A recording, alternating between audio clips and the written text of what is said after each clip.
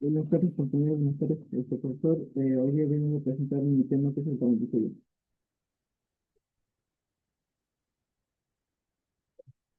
Bueno, comencemos. El tahuantinsuyo tenemos su ubicación que es la zona geográfica.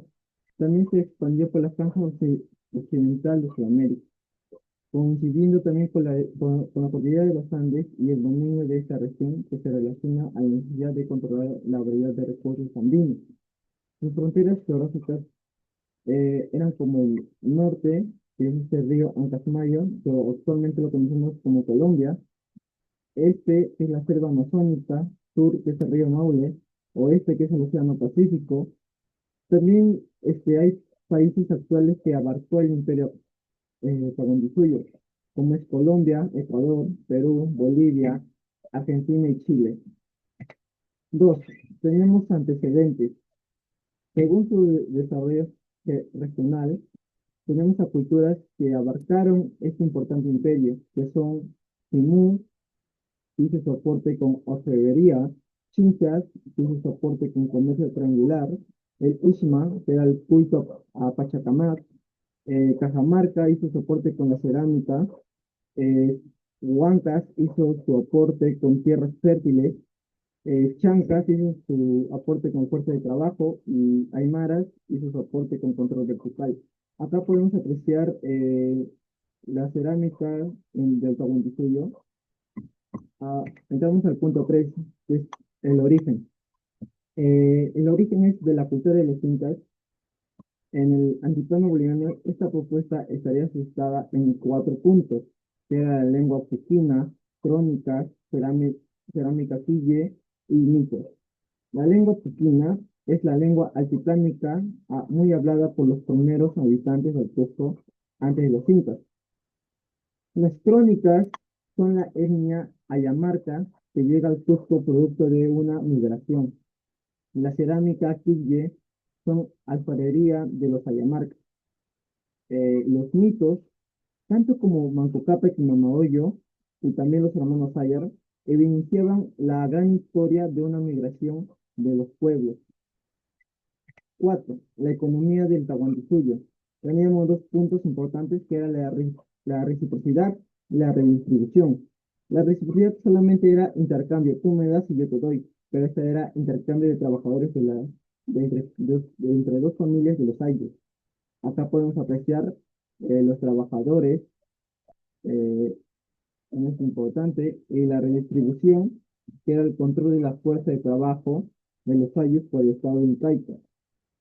Eh, También acá podemos apreciar cómo el Inca tenía bienes extensos. También acá podemos ver que también te da bienes económicos al Ayllu.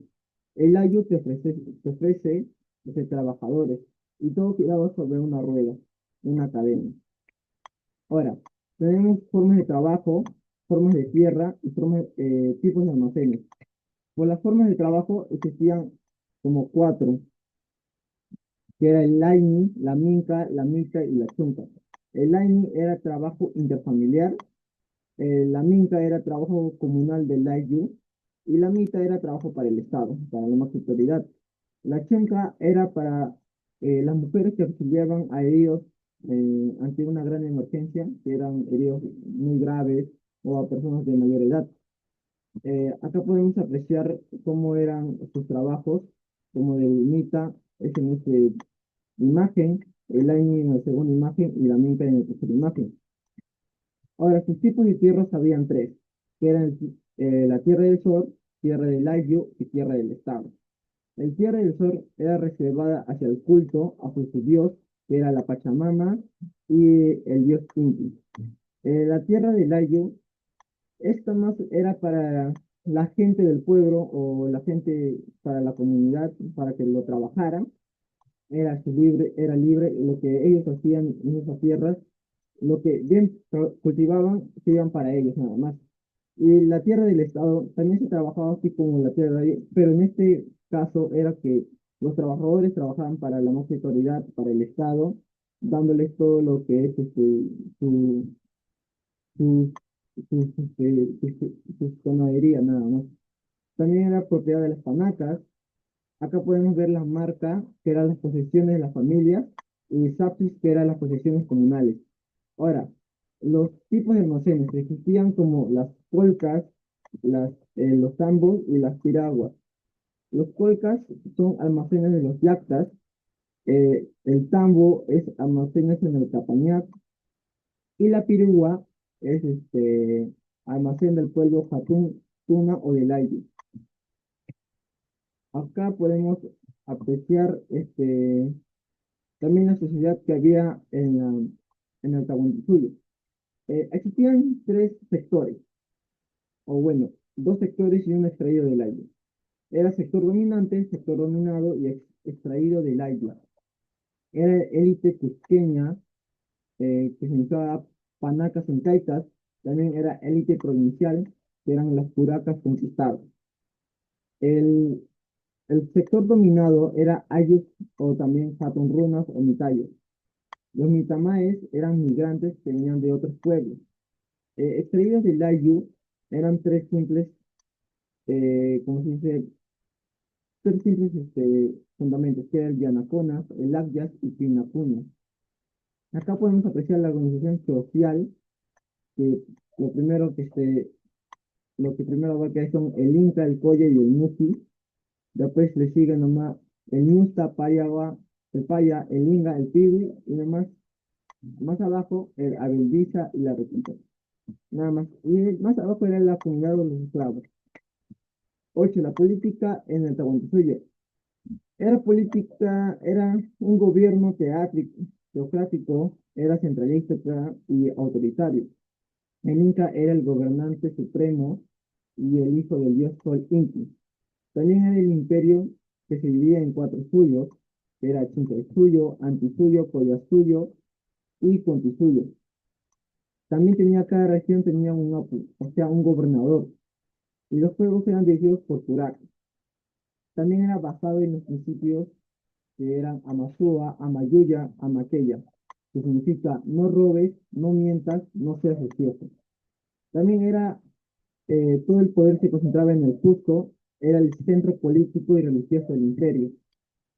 Todo, todo evento o manifestación siempre se hacía en el Cusco, ya que era el centro de todo el Tahuantinsuyo.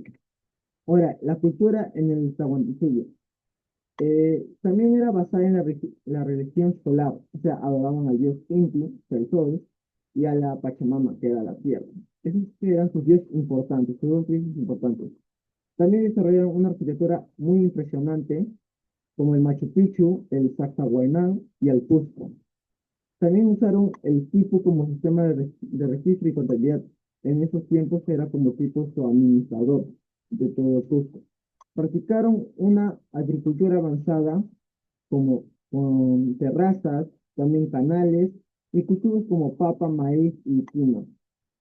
También su arte fue muy utilitario y simbólico, ya que hacían demasiado como la cerámica, textiles y orfebrería fina, pero muy fina.